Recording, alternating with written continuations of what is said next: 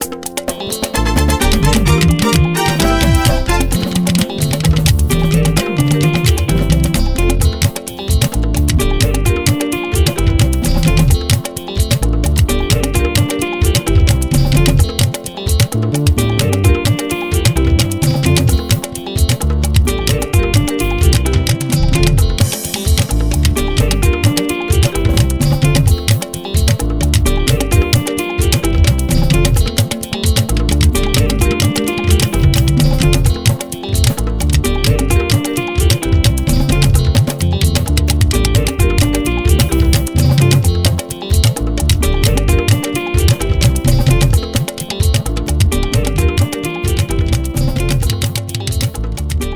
kú dédé àsìkò ìjáre ní gbogbo ibikíbi tá a bá ti láǹfààní láti máa wo ìkànnì yìí. Mo fẹ́ fi fọ́nrán kan hàn wá. Èmi kọ́ ni mo ní fọ́nrán yìí tilẹ̀ tọ́lọ́run, àmọ́ ìgbà tí mo wo fọ́nrán yìí tí mo sì gbọ́ fọ́nrán yìí, mo wá rò wípé ọ̀rọ̀ ni arábìnrin yìí sọ ò ní tòótọ́. Ẹ̀yin ìjọba wa, ẹ̀yin lọ̀rọ̀ yìí bá wí. Ó lè má jẹ́ áńgù ibi tèmi ti wò ó, èyí máa ti wò ń sìn, àmọ́ èmi kọ́ mo lọ̀rọ̀ yìí. Just Adetoun, màmá tó máa ń pè ní ọmọ Tinubu yẹn, bóòtọ́ ni bí irọ́ ni mi ò mọ̀.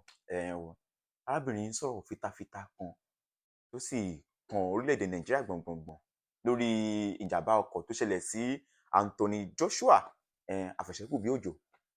Ní kíákíá jẹ́ ká lọ wo fọ́nrán yìí. Ọ̀tẹ̀ ló jẹ́ pé ìlú ń pè ọ́, kò sẹ́ni tó wà láyé yìí tí olórúkọ títí ẹ̀. Benjamin Olúwaṣẹ́gun Olúwapamílẹ́rìn náà ni orúkọ mi. Jẹ́ ká lọ gbọ́ ohun tí arábìnrin yìí ohun tó sọ ní kíákíá.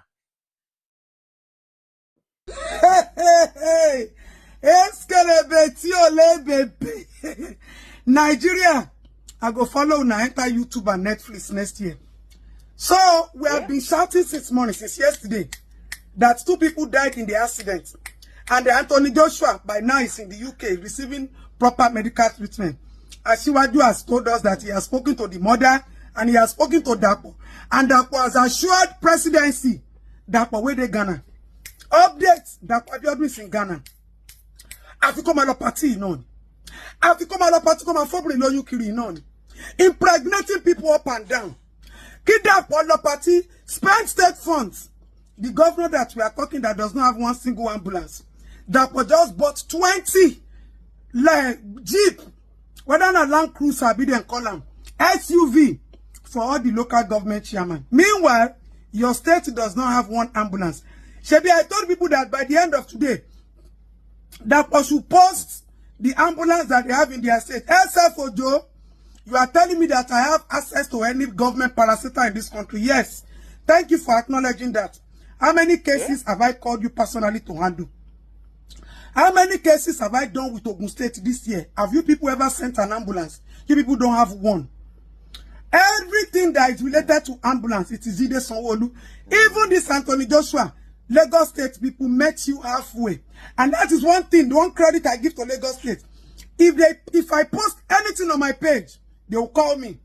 Before I get there, they are waiting. Dapo, going. He will not even respond. Even his friends will say, we are still trying to reach him. Unresponsive. A governor without compassion. Give it to Dapo Abiodun. Dapo is a governor without compassion. I don't know who gave birth to that man. Whoever gave birth to that man, you're supposed to be begging God for forgiveness. Ogun State does not have one single ambulance. I am telling you people.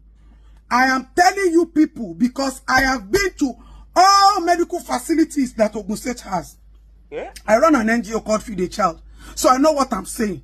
I will not just sit there in my house if I don't have case. And what I do is I always try to connect the government to take responsibility.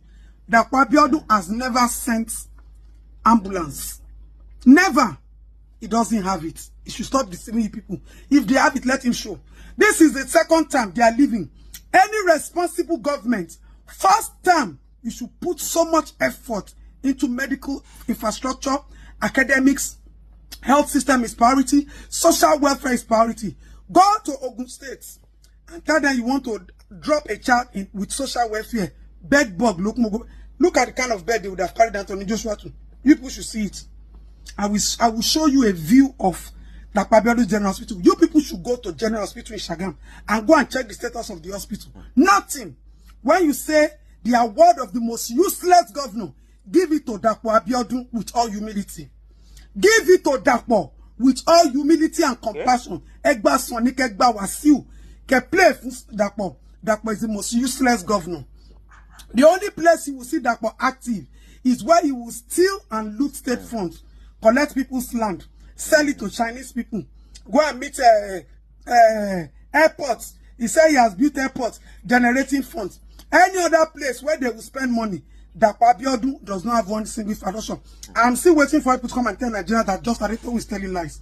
You people should come and tell Nigerians that just Adetoun Makamua, I'm telling lies. Won't be that. Well, now I won't see the lie. Dapo, the way you arrange the SUV you want to give to governors, arrange the ambulance, we are coming to check. President Asiwaju Bola Ahmed Tinubu, set up a committee to go and investigate what I am saying about Dapo. Dapo cannot produce 2 ambulances, 2 functional ambulances. Dapo Abiodun does not have it in the whole of Abeokuta. If anything happens, FMCH, nothing is happening there. It's as dirty, you will see rats climbing patient's bed. I have been there. That's why when you go to all these houses, they tell you cannot do video, you cannot snap picture, because they have so many skeletons in their cupboard. They have it there. Dapo Abiodun. I'm still waiting for the ambulance I told you to parade. Good morning, fellow citizens of my country. My name remains just Adetoun. Or this thing that I want to say it under the sun. First of all, let me sympathize with the families of the 2 young men that lost their lives. Please bring the camera closer. And let me also sympathize with Anthony Joshua. And let me apologize to you for the kind of disrespectful, unexpected medical response that you received. That is the state of our nation. Yeah. I've seen the president, I've seen Governor Abiodun, I've seen Sonwo, I've seen a lot of people post officially commensurating. But I have few questions. Did Anthony Joshua receive the kind of medical response that he should have received as an heavyweight champion that qualifies to be on the social media page of governor? And even my father, president, has called him.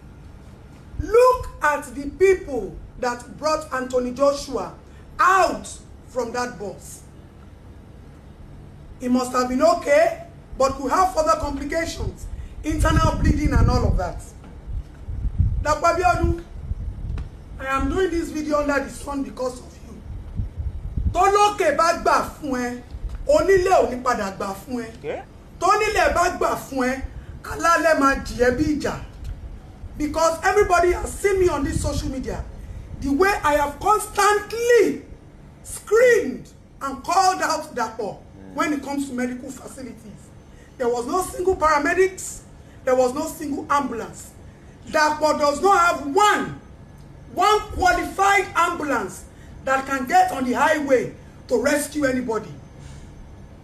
I have worked in this country in different communities more than any governor or more than any first lady. So when I open my mouth to say something, I have the right to say it the way I want to say it, because I am talking from my pains and my experience.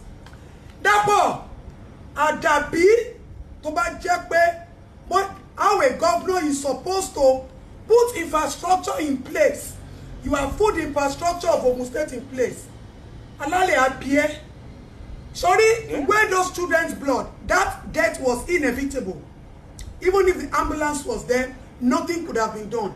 Sorry, ẹ̀jẹ̀ ọmọ yẹn, bó ṣe padà tà sílẹ̀, bí titi ẹ ṣe máa padà run lẹ̀ nìyẹn. Except from your wife, because your wife has suffered your lack of medical infrastructure. Now, Asiwaju Bola Ahmed Tinubu, you are the president that has given governors the highest amount of money. When have you people ever checked or done assessment on these funds that you are releasing to these states. When there was a day I traveled from Lagos to Badagry around 5 a.m. When I got there, that place fell under Ogun State. We called Abiodun to send a rescue team, not a single soul.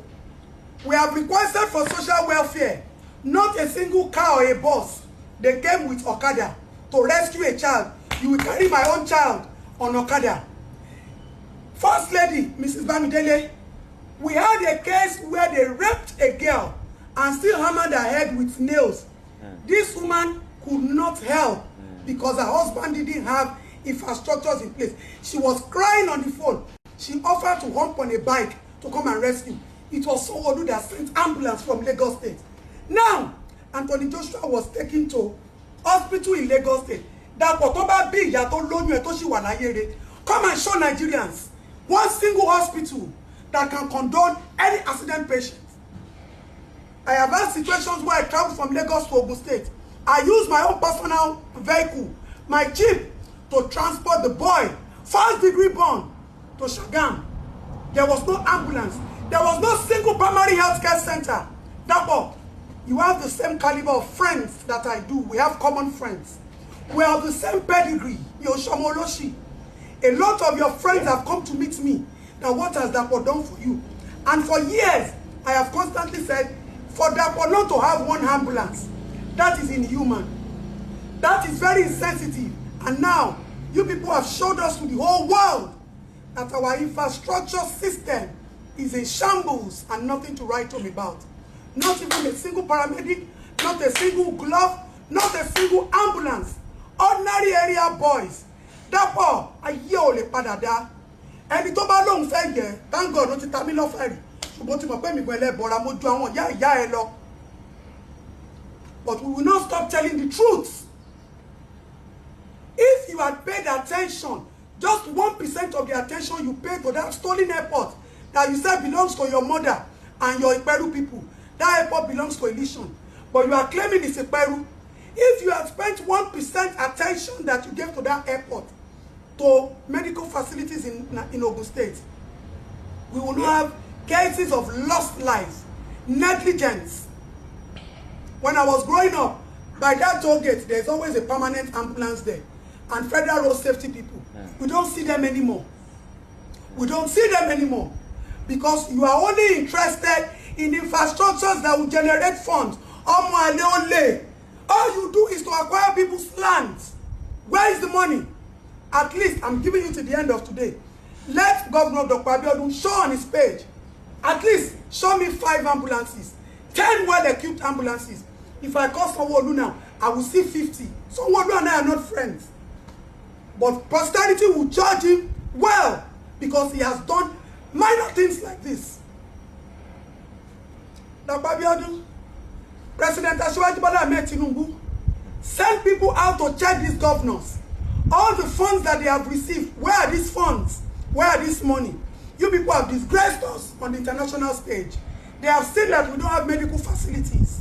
What a shame to a country who is claiming that everything is being fixed. Dapo Abiodun olè ni ẹ́. Dapo ìpìlẹ̀ ìyà ló máa fi jẹ. Ẹ̀yin ìyà ló máa fi jẹ. You have killed so many souls. You have ignored so many people. You have shattered so many lives. And this is another one. Anthony Joshua could not receive an ambulance carriage because you don't have one. Shebi, you took him to Lagos Hospital. Let me show Nigerians your hospital. I have worked in all states, so I can tell first class information, the status of our medical system. All of them have to come from Ogun State to Lagos State to receive medical attention. I have more than 700 cases that have the proof, and I will show it if the government decides to probe us. So, thank you for posting Anthony Joshua on your page, yo. And thank you for letting the world know that it is only some caliber of people that will meet it to your page with the same treatment. Anthony Joshua, 1 year again, or what area boys ló gbé, ojú òtí. What? Dapo Abiodun, Adapi, if you are giving medical infrastructure attention nìkan ló lè wọ èpè kúrò lórí ẹ ilẹ̀ rẹ̀ òkèrè ọlọ́run bá dẹ̀ ń gbọ́ o máa ráre kú ni ẹ̀jẹ̀ máa rùn pa ni o máa nínú sàárè ìnira máa dé bá ẹ tán ni because you are a wicked soul you are a heartless soul and all your friends can bear me witness how we have constantly discussed but you are just inhuman and you are a born thief ìyá tó bí ẹ bí olè alágbádá olè oní suit even your wife can testify mi ò lè ṣépè fún Aunty Bamidele because she has seen it countless times. I left Badagry. They were calling me for another case in Ikorodu. I went there with my Land Cruiser. My Land Cruiser got faulty. Dapo could not send an ambulance. Dapo could not send social services. Commissioner of Health has gone to party. Commissioner of Youth and Development, nowhere to be found. All of them, they were giving stories. And we have lost countless lives because of this. Anthony Joshua, welcome to the Nigeria that you carry their flag. But we all receive the same treatment. May the souls of the past gone rest in peace. If you people like, you people should start doing adjustments. If you don't like, leave it the way you have spelled it. Ṣùgbọ́n nǹkan tó wà ńbẹ̀ ni pé àwọn ọmọ yẹn á jẹ́nu ìyà yẹn. Àwọn ọmọ yẹn á gbánú ègún yẹn. Àwọn tẹ́ ẹ̀ tí ìbìtẹ́ torí ẹ̀ ń jí owó that you are stealing our money to go and take care of. Wọ́n lánú nú àtẹ́gùn yìí náà. Nobody will escape it. This is not about karma. This is Adabi that will play. Ẹ káàbọ̀ padà ọ̀rọ̀ náà lẹ́gbẹ́ lẹ́nu Just Adetoun ẹgbẹ́ tán yẹn. Bó bá ṣe yé lójú ìwé tí ẹ fi ọsẹ comment mi ní nǹkan tí máa sọ lé lórí comment ẹ̀yin èèyàn lèmi fẹ́ kà bí àṣà wa ń sìn àti ìṣe wa. Tó bá yẹ pé ìgbà kọ́kọ́ tí nílé yìí tẹ́yìn máa dàpọ̀ mọ́ ìkànnì yìí ìkànnì Lovers Arena Series ìgbọ̀n tẹ́já sí mo rọ̀ ọba subscribe sí ẹgbẹ́ rẹ̀ ń ọ̀rẹ́ máa kọ̀ọ̀kan níbẹ̀ lọ́nà bá máa pè ní notification bẹ̀ bá wa tẹ́ ó bá tẹ̀ tán kọ́ yóò gbóṣù mẹ́ta kan wá ìsìnbẹ̀ lókè ohun tí ó ṣe option A lí àti ní wọ́n lè bá máa pè ní option all nǹkan bá wa tẹ̀ ẹ bá ti tẹ̀ tán ẹ̀yàn ọ̀dà rẹ̀ like fídíò yìí ẹ láǹfààní láti máa wo ìkànnì yìí ní gbogbo gbà táwọn ètò àpá ti jáde kò ní jù báyìí lọ Benjamin Olúwaṣẹ́gun Olúwapamílẹ́rìn náà ní orúkọ mi ẹ ṣé o títí dìgbà kan náà.